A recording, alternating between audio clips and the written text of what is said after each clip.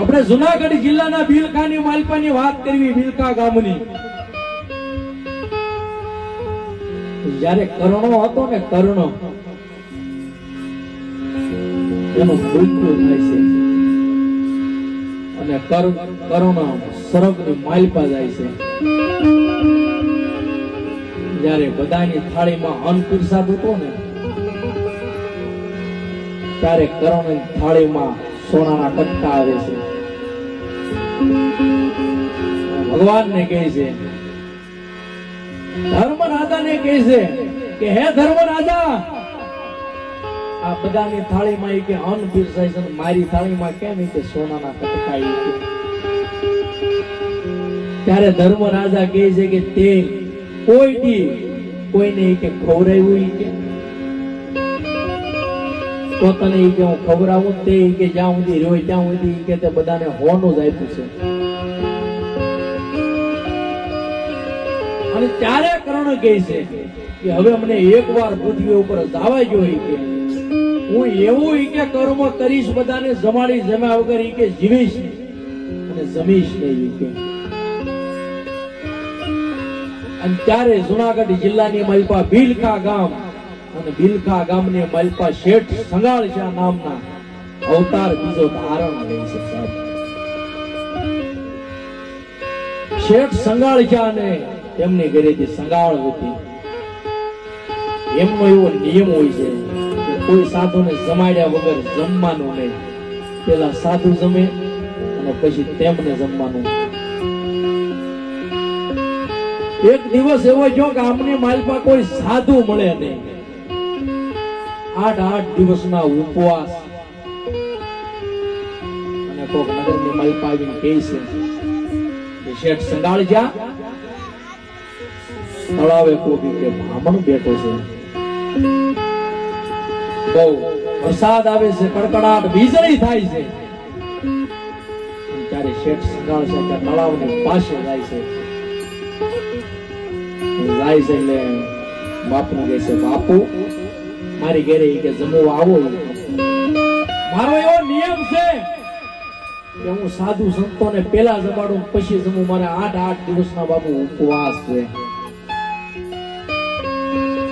ભગવાન રૂપ લઈને આવ્યા છે સાધુ. જગત પીત શો હોય છે કે હું હાલી કોઈ એવી તો મારી અવસ્થા નથી કે મને લઈ જજો સેવાની. ત્યારે શેઠ સંગાળશા અને તેમની ઘરેથી સંગાળવતી પોટલું લઈને આવે છે. તેમની માલપા બેસાડે છે અને નગરની માલપા લઈ જાય છે. 32 વાતના ભોજન બનાવે છે. કે લ્યો બાપુ, જમવાનું ગ્રહણ કરો. ત્યારે બાપુ કહે છે, હું તો અગવારી છું કે અરે કે આવું જમવાનું ન હાલે. મને કે પરમાટી લાવી ગયો ને તો મારે હાલે. ત્યારે સંગાળશા કહે છે કે આ નગરની માલપા અમારે ક્યાંથી પરમાટી લાવી? અને એમ કહે છે તમારે જમાડવા હોય તો જમાડો, તમારે 8 દિનનું ઉપવાસ છે, મારે તો નથી. આય નહીં તો બીજે હું તો ગમે ના જમી લઈશ.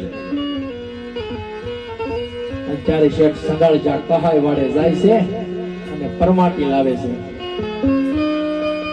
અને સંગાળવતી રસોઈ બનાવી ચાર કરીને બાપુને કહે છે કે બાપુ હવે તો ગ્રહણ કરો. ત્યારે બાપુ કહે છે કે આ તો એક પશુનું માંસ લાગે કે આ ન હાલે, મારે તો એક માનવીનું માંસ જોવે.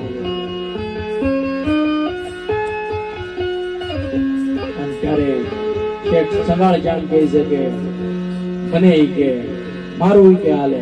અને સંગાળવતી એમ કહે છે કે મારું માંસ હાલે.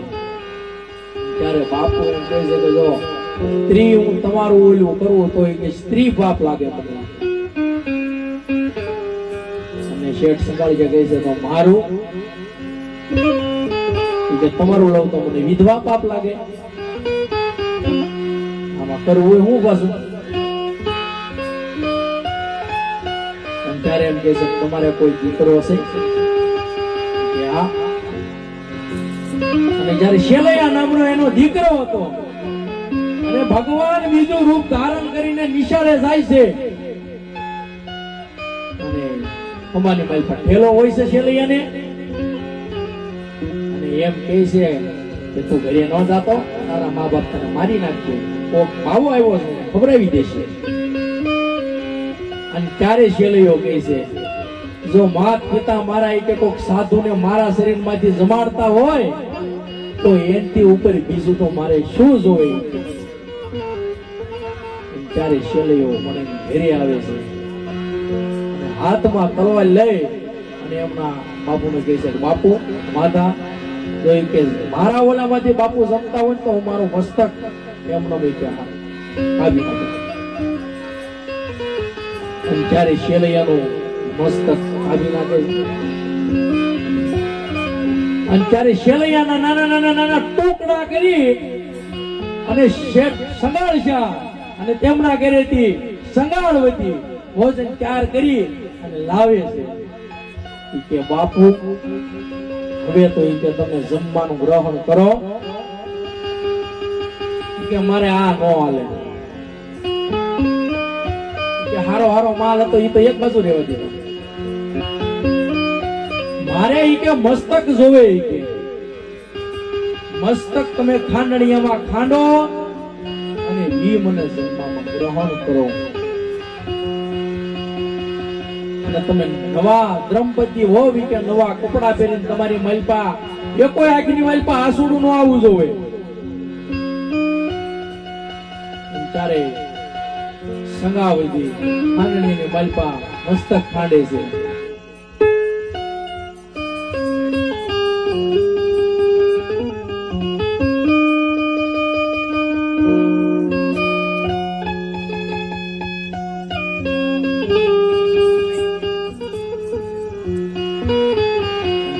હાલડું લખાય છે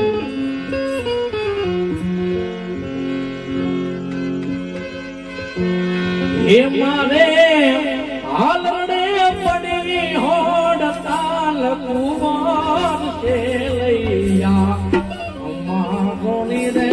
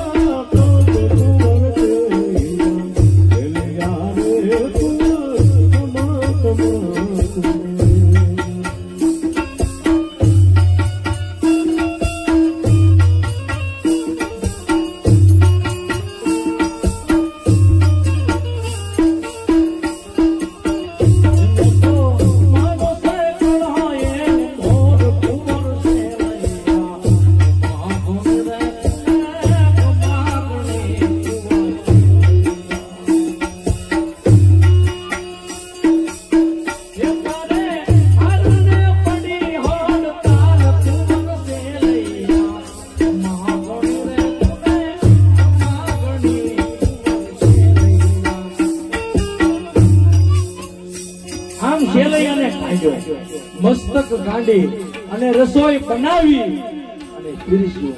એને બાપુને કીધું, બાપુ હવે તો જમો. અને ત્યારે બાપુ કહે છે કે હવે તમારે કઈ બીજું સંતાન? એ કે નહીં, એ કે હું વાંજ્યા ઘરનું નથી થતો. બાપુ કહે છે કે હું વાંજ્યાના ઘરનું નથી ખાતો. અને ત્યારે સંગાળવતી એમ કહે છે કે બાપુ મારા પેટમાં બાળક છે, મહિના છે 5.